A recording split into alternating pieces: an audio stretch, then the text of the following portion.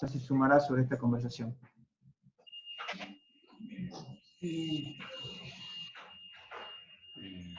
No tenía pensado ninguna pregunta. Eso es muy lindo. A mí últimamente me he conectado con esto de, cuando me preguntan, che, ¿y a vos a qué te dedicas? Y resumo todo en, me gusta crear preguntas útiles. Las preguntas en cualquier enfoque de intervención con personas son, si no la herramienta más crucial, una de las más cruciales. En la medida en que las preguntas son aquellas que nos permiten disparar conversaciones, ya sean conversaciones externas o conversaciones internas. Y las preguntas útiles son aquellas que disparan conversaciones que generan cambios. Entonces no son cualquier tipo de conversaciones, sino son conversaciones que generan cambios. Hay conversaciones que son, o que van por lo superficial y que están diseñadas para que sean de esa manera, y hay conversaciones que una vez que las tuviste, ya sea con otros o para tus adentros, algo cambió. No necesariamente son cambios siempre buenos o positivos. Hay un cambio, hay una modificación de lo previo. Entonces la idea de que sean útiles al mismo tiempo es que no solamente generen conversaciones que produzcan cambios, sino que sean cambios adecuados, ecológicos y saludables. Entonces, tanto la programación neurolingüística como cualquier otro enfoque hacia el desarrollo personal, hacia la terapia, creo que debe nutrirse de herramientas o de técnicas para crear preguntas útiles. Y las preguntas útiles comparten un tronco común y son útiles para quien las escucha. No son útiles si solamente las hago para mí. ¿En qué me baso? Que si yo estoy teniendo un diálogo, una conversación, y hago una pregunta que me va a llevar a estar en un círculo, en un circuito de retroalimentación constante que no genera ninguna alternativa, ningún resultado diferente, no estoy brindando una pregunta útil, ¿sí? De forma más clara. Si yo hago una pregunta con la respuesta encubierta, o si yo hago una pregunta a la cual yo conozco la respuesta, o si hago una pregunta que reduce tu capacidad de responder, no estoy entablando un diálogo, no te estoy brindando una pregunta útil. Por ejemplo, si yo te pregunto, ¿estás bien? Mi pregunta no llega a ser del todo útil, primero porque estoy partiendo de la suposición de que estás bien. Con lo cual, si estás de otra forma, ya tenés que hacer toda una operación para explicar que estás de otra forma y no bien si es que no estás bien. Y si estuvieses bien, tenés que validar que mi bien es tu bien. Con lo cual también me estás dando una experiencia de que mi subjetividad está corrida. Y que no me interesa mucho saber cómo estás. Ahora, fíjense que, si yo hago la pregunta, el día de hoy, ¿cómo te sentís? Respecto a esto que estás viviendo, ¿cómo te sentís? Respecto a esto que escuchás, ¿qué pensás? Son preguntas que ponen primero como protagonista a nuestro interlocutor o nuestra interlocutora. Son preguntas que sí o sí van a invitar a que esta persona busque una narrativa para responder, y no simplemente una información. Porque la información es engañosa en la medida en que siempre está filtrada. Entonces cualquier información que yo saque como simple información, privada de narrativa, lo único que hago es mostrarte la punta de un ovillo de lana, ¿sí? Por ejemplo, la palabra bien, cuando alguien me pregunta, che, ¿cómo estás? Bien, yo te estoy dando información, ¿sí? Pero esa información no te lleva a ningún lugar, no me lleva incluso a mí a responder a ningún lugar. Porque de hecho, si quieren verificarlo esto alguna vez, cuando alguien le diga, che, ¿cómo estás? Bien, ¿y cómo es bien? ¿Bien cómo? Y esto es importante a la hora de poder conversar, de entablar diálogos, de intervenir en la vida de las personas, porque las preguntas útiles son las que llevan a cambios generativos. Entonces, volviendo un poco al principio, las preguntas útiles son aquellas que como tronco ponen en primer lugar a nuestro interlocutor y a nuestra interlocutora y le brindan la posibilidad de iniciar una narrativa. Le dan la oportunidad de empezar a contar. Y cuando nosotros empezamos a contar, podemos reconocer, nosotros desde afuera, pueden reconocerse a sí mismos en su narrativa, nuestros consultantes, nuestros clientes, nuestros pacientes, y en esa narrativa podemos evaluar la posibilidad de un cambio. En esas narrativas que nosotros sostenemos a lo largo de nuestra vida, nosotros podemos decir en algún punto, ¡wow! ¡Qué loco! Acabo de leer este libro y al protagonista o a la protagonista le pasa esto, esto, esto y esto y esto. ¿Sí? Perfecto. Yo ya tengo una narrativa cerrada, porque el libro escrito está, entonces yo ya no lo puedo cambiar. Con la vida de las personas es algo un poco similar, pero no del todo. ¿Por qué? Porque las personas es como si estuviéramos escribiendo un libro constantemente. Y lo lindo de ese libro es que está en modo editar constantemente. Entonces podemos reconocer la narrativa, podemos reconocer la historia como se venía contando, y podemos hacerle preguntas al autor protagonista, a la autora protagonista. Es decir, che, ¿viste que en este momento la protagonista o el protagonista enfrenta este desafío de esta forma? Sí. ¿Cuáles son las razones o qué lo motivó a enfrentarlo de esta manera? Parafraseando, en una consulta podría ser, ¿viste que me compartiste que en tu familia cierta situación se repite de esta manera en este contexto? Y frente a esa situación, vos te sentís de esta forma. ¿Es esa la forma más adecuada para vos de accionar en esa situación? ¿Cuál sería para vos la forma más adecuada? Si pudieras hacer un cambio en esa forma de reaccionar, ¿qué cambio harías? Y fíjense que nosotros empezamos ahí a trabajar con la narrativa del consultante, de la consultante, y empezamos a hacer preguntas sobre esa narrativa ya escrita. Esto también es importante a la hora de iniciar una consulta, de tener la precaución de que a las personas nos encanta contar nuestra historia. Aún si en esa historia resultamos siendo un personaje miserable. Sobre todo cuando somos un personaje miserable. ¿Por qué? Porque de alguna manera estamos orgullosos y orgullosas de esa historia que vamos escribiendo. Por eso es tan curioso este fenómeno, ahí se suma Nacho a la charla. Por eso es tan interesante este fenómeno de que personas se ven sumergidas o sumergidos en una narrativa que por ahí les puede generar mucho dolor o mucho malestar, y esa narrativa no cambia. ¿Pero por qué no va a cambiar? Porque precisamente estoy orgullosa o orgulloso de ese personaje. Cuando digo orgulloso no significa necesariamente a gusto. Significa que ese personaje, ese rol, ese lugar que ocupo en mi narrativa, me da un sentido de pertenencia, me da un sentido de existencia. Y así como no le cambiás un capítulo al Quijote de la Mancha porque sí, no vas a cambiar la narrativa de una persona solo porque sí.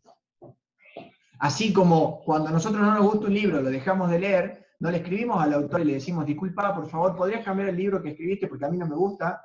El autor o la autora lo más probable que haga es decirte, bueno, flaco, no lo leas, ya está. No te gusta, vos, no es mi problema, o sea, yo lo escribí no para que te guste necesariamente a vos.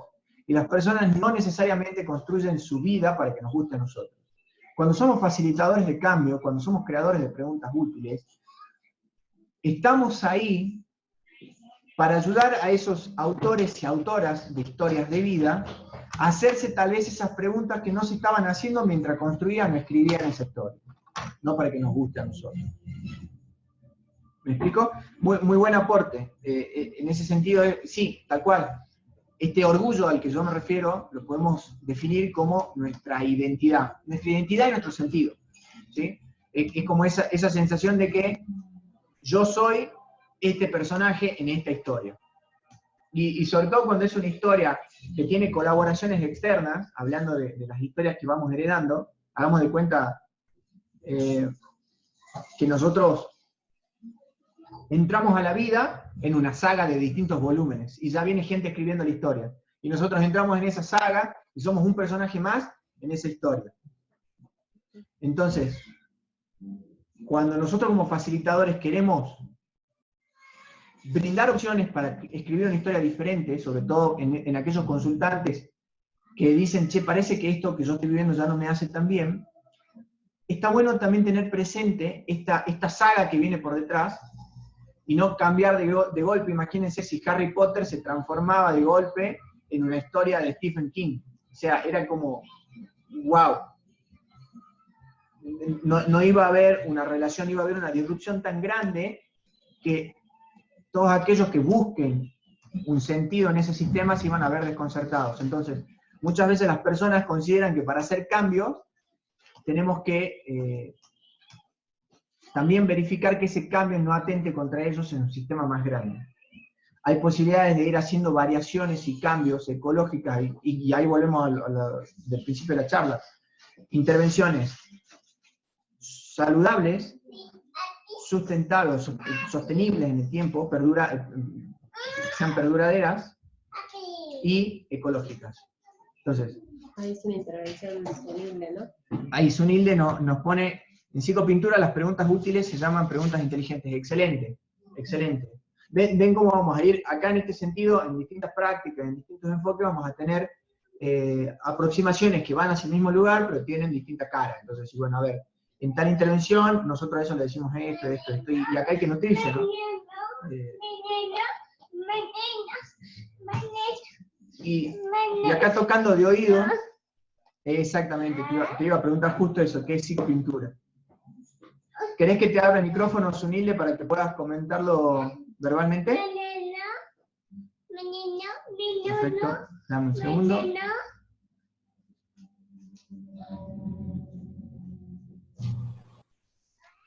Ahí está, bienvenida Sunilde, muchas gracias por tu aporte. Bueno, estamos escuchando. Hola, disculpen, tuve inconvenientes con la aplicación en mi teléfono. No hay ningún problema. A ver, problema. Psicopintura es lo que en algunas otras partes del mundo le conoce como grafología. Es conocer al individuo a través de la pintura, de lo que él pinte. Entonces, cuando el individuo pinta, que tú lo induces porque tiene alguna situación y quieres verlo, ayudarlo a través de la pintura, el inconsciente automáticamente empieza a pintar todo lo que tiene guardado. Aunque tú quieras hacer los ojos mirando hacia un lado, pero el inconsciente te empuja a pintarlo hacia donde tienes que pintarlo. Hay casos de personas que se han visto, que han reconocido violaciones a través de la pintura, a través de un dibujo. Entonces, cuando el facilitador, en el caso del especialista en psicopintura, reconoce el abuso en el dibujo, hay que saberle hacer la pregunta al sujeto, a hacérsela de manera inteligente, porque de una no le puedes decir a la persona, mira, aquí te abusaron, según hay una regla para sacar la edad, a la edad en la cual sucedió el hecho. Entonces no le puedes decir al sujeto, mira, a ti te violaron, tú tuviste un abuso, ¿vale? O sea, eso no, o sea, hay que ver de qué manera entras, porque como tú estabas, aunque entré tarde a la charla, estabas diciendo que si no, entonces el cambio, puedes afectar el cambio de la persona, o sea, vas a afectar al sujeto. Entonces, en psicopintura nos hacía mucho énfasis en decir, miren, tienen que hacerle preguntas al sujeto de manera muy inteligente, de manera muy ecológica, para no afectarlo y para que él tenga la habilidad o las ganas de hablar contigo del hecho, porque no es fácil. Hay sujetos que tienen situaciones bien álgidas, ¿no? Entonces eso lo ves a través de los dibujos. Eso se llama acá en Venezuela psicopintura. En otros lados lo llaman como algo como grafología. Sí, o arte terapia también algunos. Desde la psicología también se habla de técnicas proyectivas. Hay un manual muy interesante, muy rico. Creo que es una de las referencias para la interpretación de herramientas proyectivas, que es el manual de Hammer, que tiene un compendio bastante estricto respecto a la interpretación de la proyección en dibujos. Y te tomo esto que aportás, Sunilde, como algo muy importante, que hay una gran diferencia entre acompañar en un hallazgo a inducir a que se produzca un hallazgo. Y esto es muy muy crítico a la hora de trabajar con personas, porque muchas veces nuestro inconsciente también funciona, no es que somos máquinas preparadas para... No, nosotros en un espacio de consulta, en un espacio de intimidad, de trabajo de resolución de problemas o incluso un trabajo terapéutico, nuestro inconsciente está trabajando constantemente y está también queriendo empujar y hacerse presente en ese momento. Entonces tenemos dos desafíos. Darle un espacio y darle un lugar a nuestro inconsciente, darle una entidad, una bienvenida, pero también al mismo tiempo resguardar de que ese inconsciente sea para nosotros y no para los otros, en la mayor medida posible, y reconocer en el otro que ese inconsciente, por algo, ha mantenido ese hallazgo lejos del espectro consciente. Ya sea Sí, porque normalmente el inconsciente trata de proteger al sujeto. ¿Sabes? Siempre él va a sentir como, ya va, espérate, pero te estás metiendo conmigo, ¿sabes? Entonces, hay que saberlo, hay que tratarlo con muchísima ecología al sujeto para que no se sienta agredido, invadido. Al cual. Y esto es fundamental porque muchas veces, frente a la aparición de un hallazgo, frente a nuestra intuición, tal vez como facilitadores o terapeutas, queremos intervenir. Y hay una intervención que a mí me gusta llamarla intervenciones generativas, y hay intervenciones intromisivas, que es, o intrusivas. Estoy mezclando de lenguaje, perdón. Entonces, las generativas son intervenciones que le van a brindar a nuestros consultantes o a nuestros pacientes más opciones para crear a partir de ese hallazgo. Las intrusivas son intervenciones que confirman nuestras creencias, que lo único que hacen es servirse egoístamente del hallazgo de nuestros pacientes o de nuestros consultantes para confirmar nuestra propia visión del mundo. Y ahí es donde nosotros hacemos el doble ejercicio como facilitadores de resultados, como terapeutas, de controlar la necesidad de confirmar nuestras creencias en el diálogo con otros. Nuestras creencias están constantemente pujando y empujando para que el mundo se valide de cierta forma, para que todo lo que nos rodea se valide. Las creencias nos brindan la necesidad constante de consistencia. Entonces, en esa necesidad constante de consistencia, a cualquier evento lo vamos a tratar de amoldar a nuestras creencias. Entonces, en el caso de un consultante o una consultante, por ejemplo, que manifiesta un hallazgo de este tipo, si yo tengo una creencia, por ejemplo, que dice, tal dibujo es una violación, por ende tengo que avisarlo, por ende tenemos que castigar, etcétera, etcétera, etcétera, esas son mis creencias, mi sistema de creencias. ¿Sí? No tiene nada que ver con nuestro consultante o con nuestro paciente. Ahí es donde tenemos que poner la primera barrera y decir, para. Tenés derecho a sentir y experimentar y a pensar un montón de cosas en el momento de consulta. Pero eso es para con vos. Tu paciente o tu consultante tiene derecho a su propio espacio y a su propia exploración. Y esa distancia, esa distancia transferencial y contratransferencial, es fundamental conocerla, comprenderla y mantenerla. Porque si no, en el caso, como vos dijiste, ¿qué va a pasar? Alguien se va a sentir invadido, empujado, faltado de respeto. Gracias, Unilde, por tu aporte. Y tenés la mano levantada, Francisco, ahí te doy la palabra. Dame un momento. ¿Listo, Fran? Recién hablaba con Flor, se me generó una confusión de repente en la cabeza, porque fíjate que nosotros somos conscientes como terapeutas, como consultores, de la caja negra. Nosotros le llamamos caja negra, ¿no? A eso que el consultante va a acceder en el momento que pueda hacerlo. Nosotros podemos ver pistas, podemos ir descubriendo a través de las herramientas que tenemos, en el lenguaje, en la historia, por analogía muchas veces, y la experiencia misma te va llevando a que, bueno, acá puede haber un abuso, acá puede haber un abandono muy grande en la niñez, o acá puede haber sucedido tal o cual cosa. Hasta que uno va dando pistas o sostiene hipótesis, yo lo presento como hipótesis, es decir, yo tengo estas hipótesis, ¿por qué me decís? Y entonces el consultante va respondiendo emocionalmente frente a estas hipótesis, ¿no? Entonces vamos siguiendo un camino.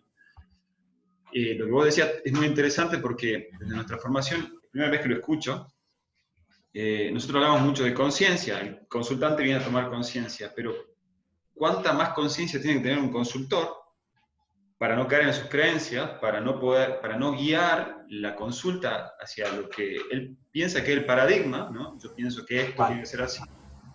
Y ahí viene como el nudo, digamos. Si me preguntaba Flor, ¿cómo haces? Porque el consultante está adelante, uno ya intuye por la historia, por los rasgos, acá hay un bloqueo, acá hay un difunto, acá hay un muerto arriba, acá tiene que haber un duelo bloqueado.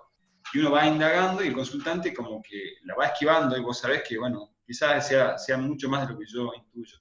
Pero la persona está ahí para salir desbloqueado, pero por lo menos para dar su primer paso en el desbloqueo. Y si yo sé que este bloqueo, pero es caja negra también a la vez, ¿cuál es el límite, no? O sea, yo tengo que ayudarlo, pero también sé que si yo hago esto, estoy direccionando toda la consulta. Quizás sea esperarlo, quizás, pero bueno, es como un aporte que me hace tener alerta y ser muy doblemente consciente, es decir, hiperconsciente frente al consultante, ¿no?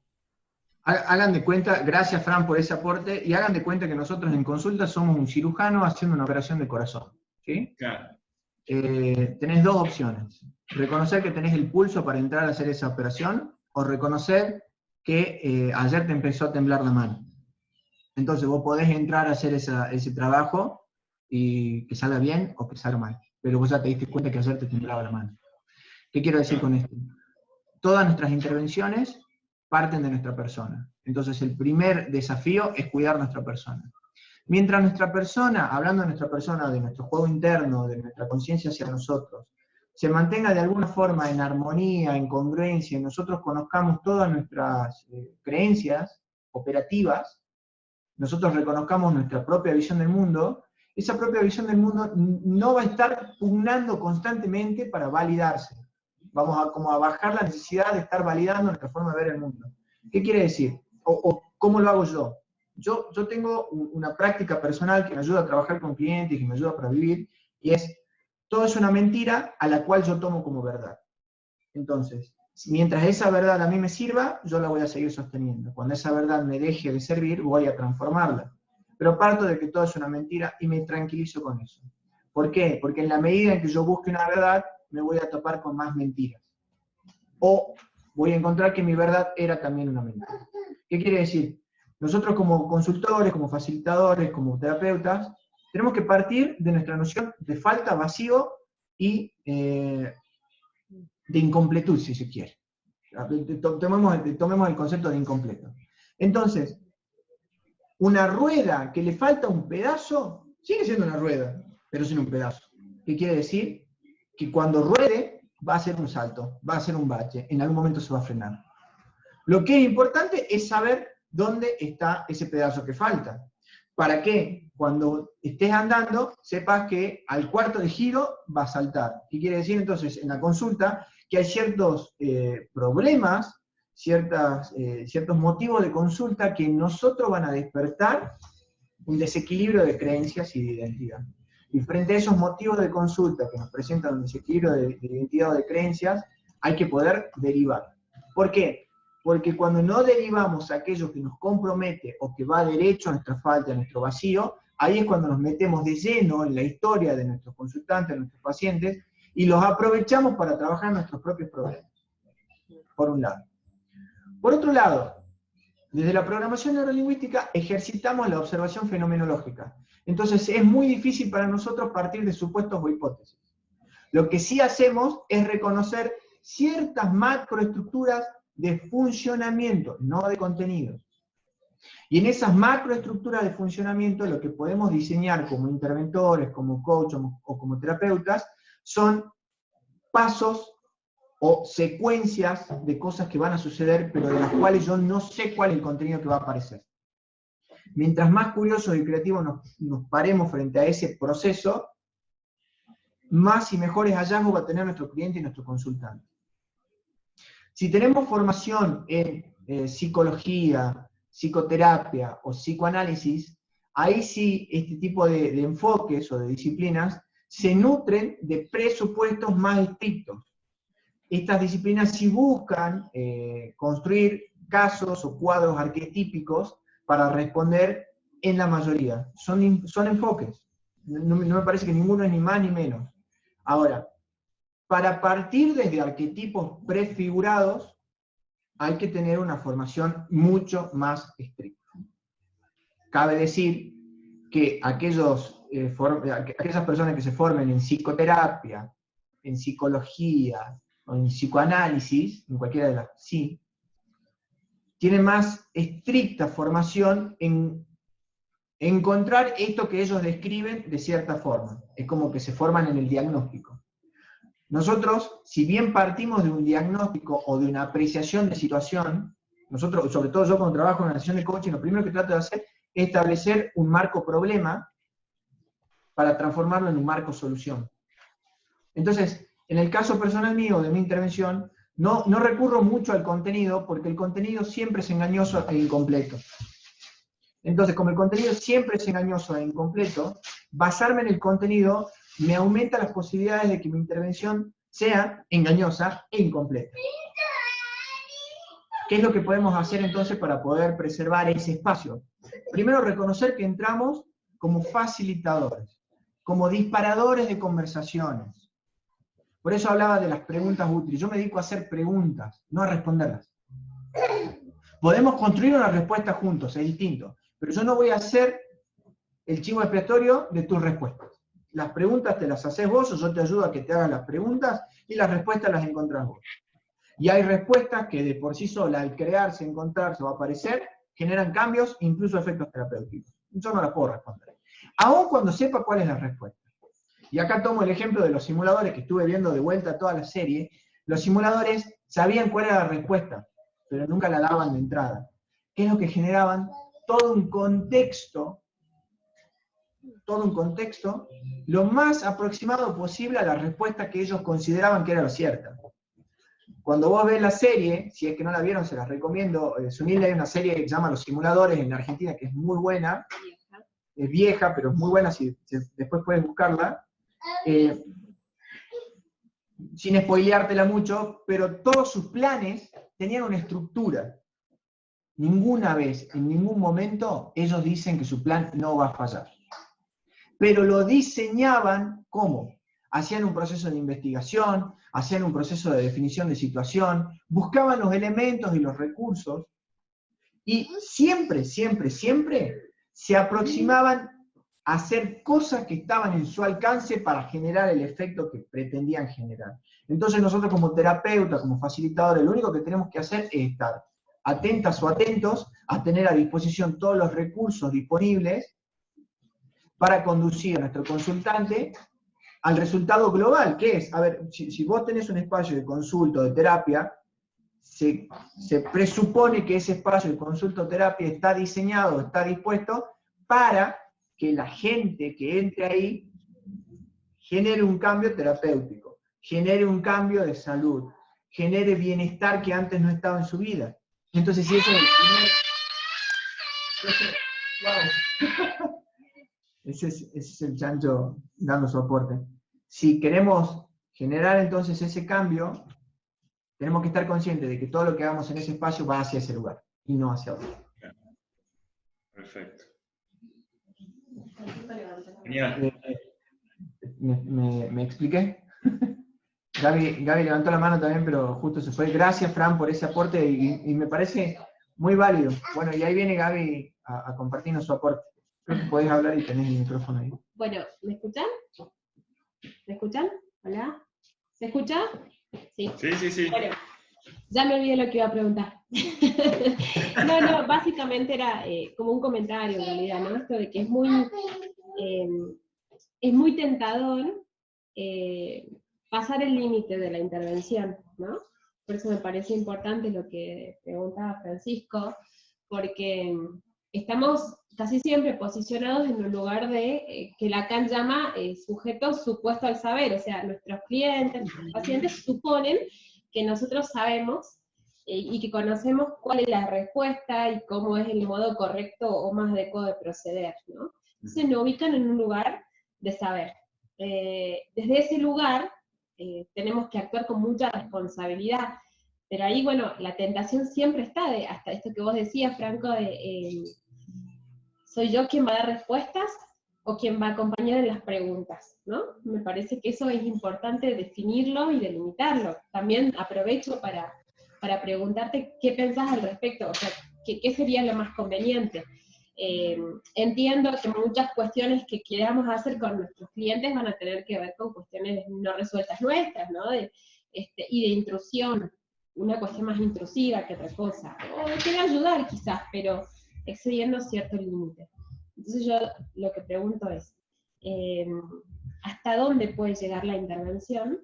Por ejemplo, desde el marco de la PNL, ¿no? Que es lo que estamos compartiendo aquí. Si hablamos desde el marco de la programación neurolingüística, nuestra intervención se plantea de la siguiente forma. Hay una persona que viene a consulta y a esa persona lo único que nosotros podemos facilitar son herramientas para generar un resultado. Para generar un resultado tenés que plantear un estado inicial, un punto de partida. Entonces, frente a ese punto de partida, vos vas a tener que hacer ciertas operaciones o ciertos cambios para llegar a ese resultado. La intervención desde la programación neurolingüística, entonces, es determinar un estado inicial o un estado punto de partida, determinar un estado final o un estado deseado, determinar al mismo tiempo cuáles son los pasos para llegar a ese estado. Además de determinar esos pasos, vamos a encontrar cuáles son los recursos que te van a permitir dar esos pasos, e incorporarlos o descubrirlos en nosotros mismos, y cuáles son las interferencias que están operando consciente o inconscientemente para que esos pasos no sean eficaces o directamente no se den. Es muy bueno tu aporte, Gaby, respecto a los límites. A mí me encanta, cuando trabajo con clientes, hacer una salvedad, porque hay muchas personas que bueno, en este sujeto supuesto al saber, dicen, bueno, vengo a hacer terapia con vos, y yo no soy terapeuta. Yo soy un consultor, yo soy un facilitador de resultados, pero terapeuta no soy porque mi enfoque no es terapéutico. Mi enfoque es consultivo, que quiere decir que yo soy una cámara de eco para preguntas, o para objetivos, o para deseos, y esa cámara de eco te devuelve a vos la noción de que vos tenés los recursos para generar cambios. Hay otros enfoques que son terapéuticos, y entonces, ¿qué tienen en común los enfoques terapéuticos? De que el consultante no tiene las herramientas y yo se las proveo. ¿Qué quiere decir? Cuando uno va a un médico, se comprende de que quien va al médico no sabe de medicina, ergo va a quien sí sabe para que le dé la intervención. ¿Para qué? Para sanar lo enfermo.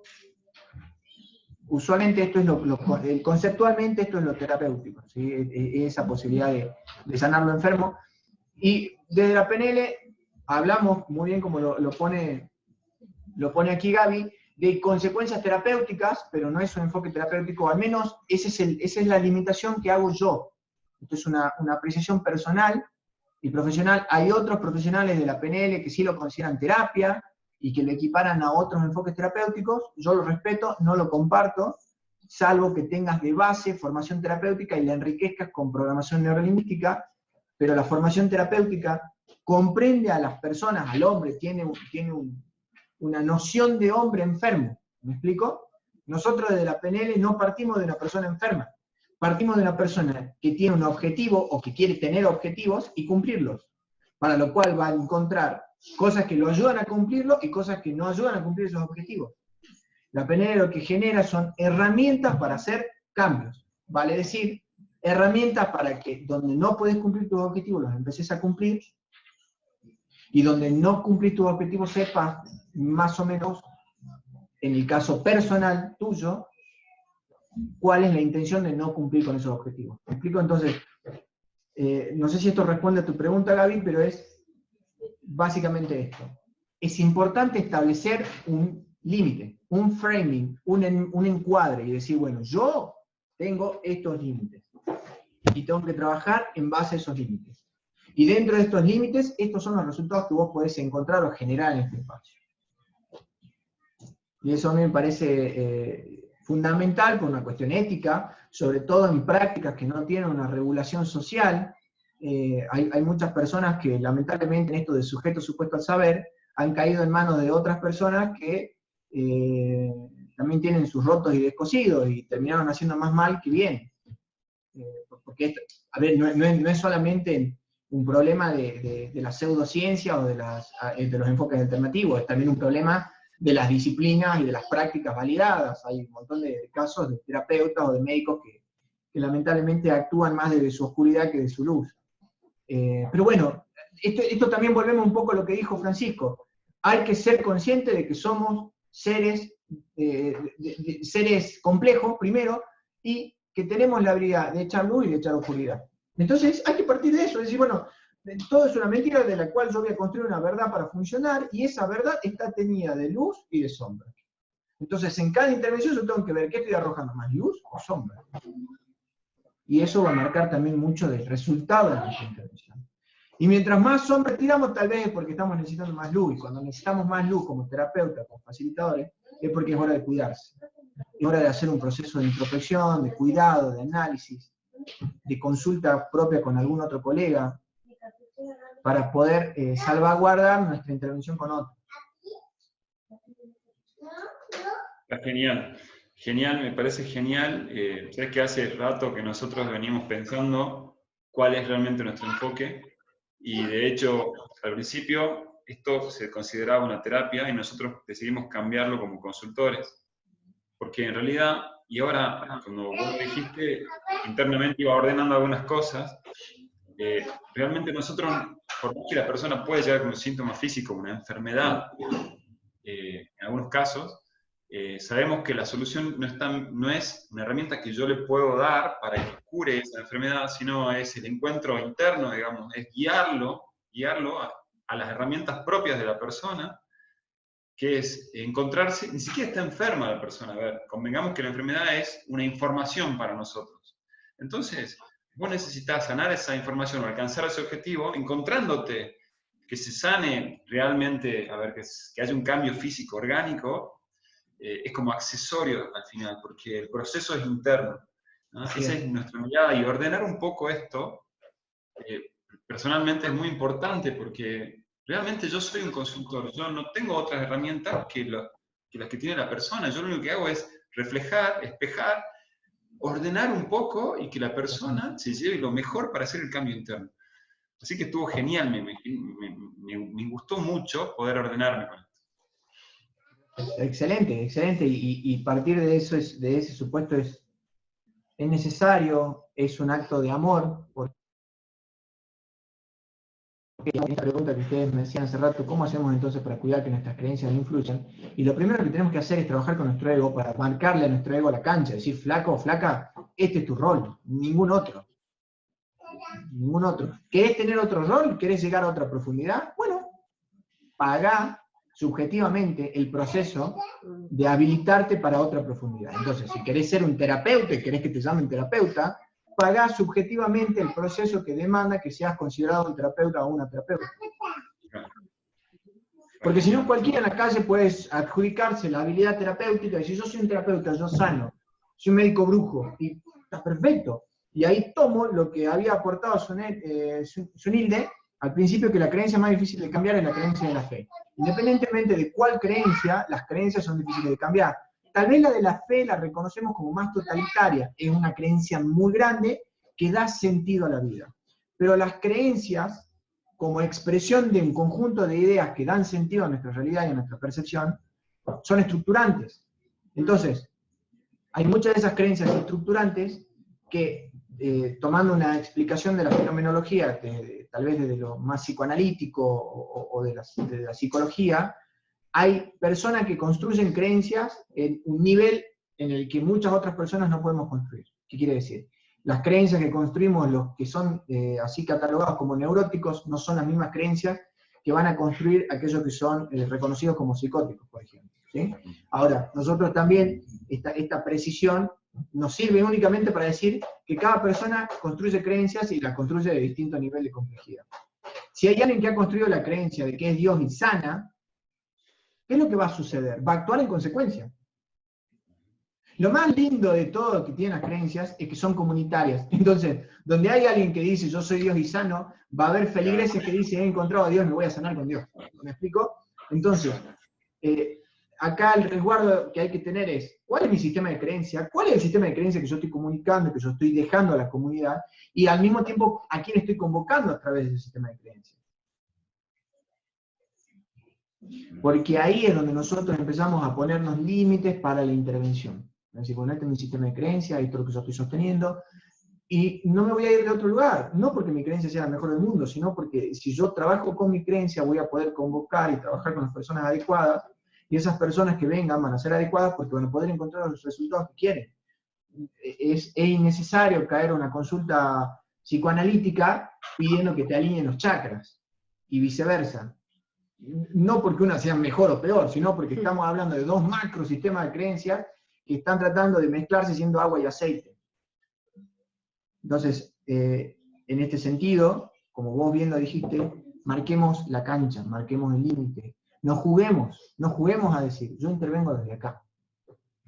¿Y por qué es importante y útil también a nosotros, y ya en este nivel más avanzado? Porque cuando circunscribimos cuál es nuestro marco de intervención, podemos empezar a desarrollar. Y en vez de empezar a buscar más desde afuera, empieza a salir más desde adentro. Porque sabemos cuál es el límite. Entonces, si sabes que sos un consultor hoy, sí, perfecto, yo soy un consultor, no soy un terapeuta. Entonces, como consultor, ¿qué herramientas puedo empezar a crear? Si Sunilde se dedica a la psicopintura, bueno, yo como facilitadora, como terapeuta de psicopintura, ¿desde dónde puedo empezar yo ya a proponer desarrollo? Gaby, que se dedica a la psicopedagogía, decir, bueno, yo me dedico a la psicopedagogía. ¿Desde dónde puedo empezar a proponer desarrollo o herramientas que salgan desde mi marco? Porque a veces el problema que tenemos los facilitadores de resultados, los terapeutas, los consultores, es la ilusión, doble ilusión, de no saber, o el síndrome del impostor, lo hago pero no sé cómo lo hago, y la otra ilusión es que siempre hay alguien más que yo. Siempre hay un referente, siempre hay un gurú, siempre hay alguien que la tiene más clara.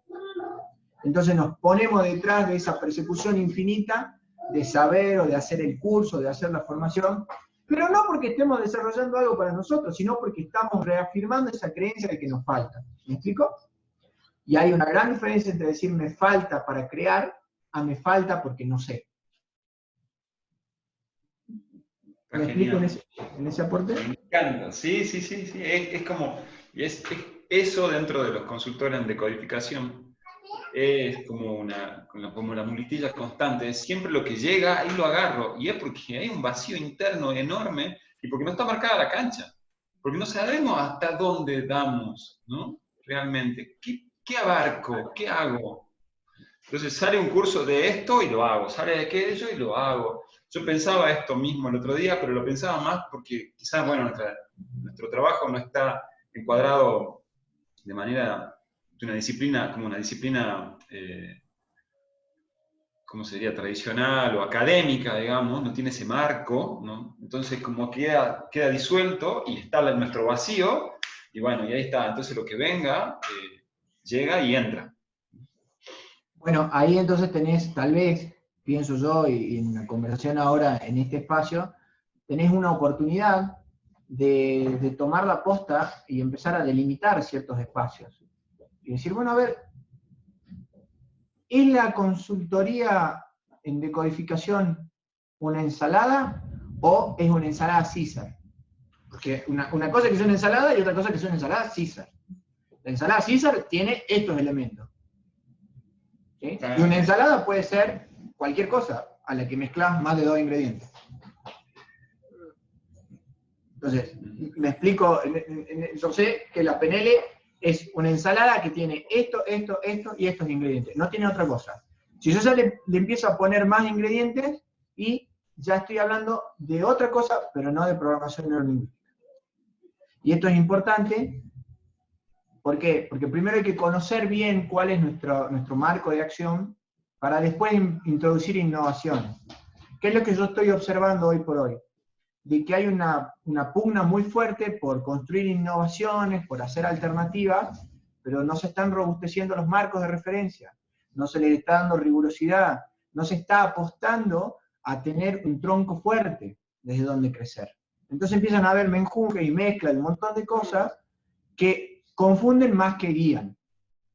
Y ahí tenemos nosotros tal vez un compromiso ético, un llamado personal a decir, bueno, a ver, está bien, perfecto, me encanta que la gente innove, pero empecemos a marcar ciertos ejes, cierta brújula.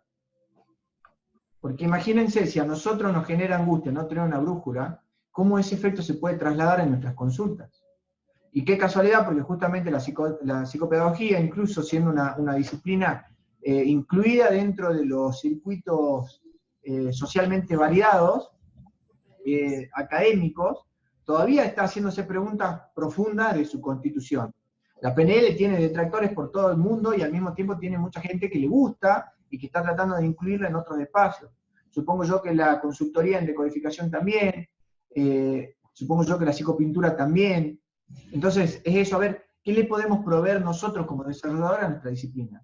¿Nos animamos a darle una estructura más rigurosa, con mayor sentido de seriedad y compromiso? ¿O vamos a seguir navegando por un mar infinito de oportunidades donde cualquier cosa termina siendo lo que hacemos? ¿Me explico?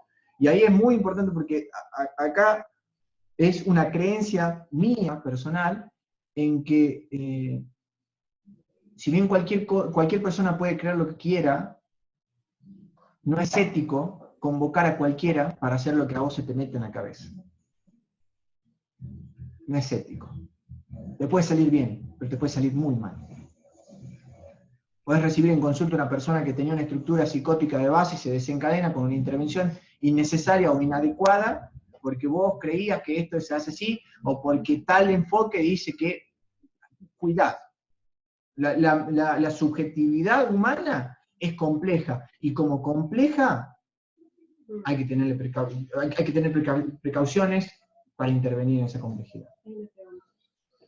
Acá Sunil nos pregunta si en Argentina un terapeuta es un psicólogo. En líneas generales sí, lo validado académicamente como terapeuta son aquellos títulos habilitantes que te permiten tener una matrícula, ya sea psicólogo, psiquiatra, psicopedagogo, un psicoanalista no, pero usualmente los psicoanalistas tienen de base la formación de psicólogo,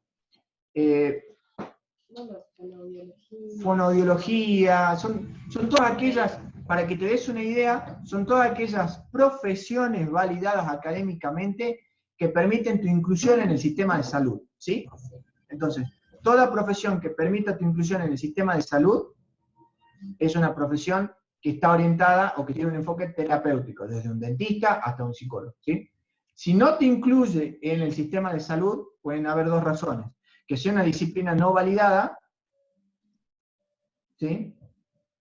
O que de hecho sea una disciplina que no sea terapéutica. Bueno, acá Gaby nos dice que hay terapias alternativas. Yo ahí tendría cuidado, yo hablaría de prácticas alternativas, no hablaría de terapias, porque para hablar de terapia tenemos que hablar de un cuerpo de conocimiento que las valide al sistema de salud. ¿Sí? Todas aquellas intervenciones que están validadas en el sistema de salud tienen un cuerpo de conocimiento relativamente común y transversal que les dan la posibilidad de entrar como terapias. Acá Francisco nos dice, ¿serían las que permiten la clínica? Sí y no, permiten, es más útil considerarlas como todas aquellas que te permitan la inclusión en el sistema de salud, porque incluso la clínica está configurado como un enfoque dentro de aquellas que son terapias psicológicas, por ejemplo, o que trabajan en subjetividad, y tiene sus particularidades, está la clínica médica también con sus particularidades. Pero generalmente terapeuta es todo aquel o aquella persona que se haya formado y que pueda incluirse en el sistema de salud, en líneas generales. De ahí está lo que está por fuera del sistema, y en lo que está por fuera del sistema hay cosas que son increíbles, que son fantásticas y que generan resultados maravillosos, desde la religión hasta lo que estamos conversando aquí. Son aproximaciones al malestar subjetivo que han estado desde el principio de la constitución de las sociedades como respuesta al malestar. Entonces, la religión nace en su momento para, independientemente de sus condimentos sociopolíticos, uno de sus aspectos propedéuticos de uso era generar bienestar, generar salud o sanar el malestar del pueblo. En todas sus configuraciones, desde aquellas que son monoteístas, aquellas que son más del lado del oriental, incluso cuando hablamos de desarrollo personal o de transformación del ser, la mayoría parte del concepto de que hay algo que tenemos que hacer para llegar a un siguiente nivel. Fíjense ustedes que las religiones siempre plantean de que nosotros estamos en un nivel y tenemos que hacer ciertas cosas para llegar a otro nivel. Y esa transición de un nivel a otro nos va a redipar en beneficios emocionales o espirituales. Después, con el tiempo, la inclusión de la ciencia en la medicina, sí, ya se hizo como esta estructura de que, bueno, las intervenciones terapéuticas en realidad tienen que tener este marco y este cuidado, etcétera, etcétera, etcétera. Que a mí me parece muy pertinente. ¿Por qué? Porque con eso se redujo el mal uso de técnicas y estrategias de intervención con personas. Que hoy lo vemos presente, sí, en ciertas prácticas totalitarias, como por ejemplo lo que sucede en estas iglesias universales, lo que sucede en algunos aspectos de las religiones, lo que sucede en algunas terapias alternativas. A mí me da mucho escozor, por ejemplo, de las prácticas chamánicas, que de última se está transformando en un producto de consumo más, y se está perdiendo su razón de ser cultural y profundamente ancestral, por ejemplo. Cuando ya estuve empezando a ver como juntadas para hacer un viaje con ayahuasca, dije, listo, nos fuimos a la mierda, agarramos una práctica ancestral y la estamos transformando en un elemento de consumo. Entonces tal vez ahí hay otro marco u otro norte. Cuando nuestra práctica es fundamentalmente un elemento de consumo, estamos perdiendo el norte. Cuando nuestra práctica se transforma en algo que se vende y no que está orientado al cambio, ahí ya tenemos un problema. Gente, les agradezco haber participado, gracias por estar ahí. Les recuerdo, el día domingo vamos a tener clases desde las 4 hasta las 5:30, 6 de la tarde aproximadamente. Espero que tengamos más participantes para ese día, vamos a estar recordando. Si tienen alguna duda o algún aporte, lo pueden subir al grupo de WhatsApp. Y esta sesión la grabé, así que en breve la subo a YouTube y van a poder verla si quieren tomar anotaciones o si quieren volver sobre algún concepto, lo pueden hacer. Muchas gracias, que estén muy bien, que estén sanos y nos vemos el domingo. Gracias. Chao, chao. Chao.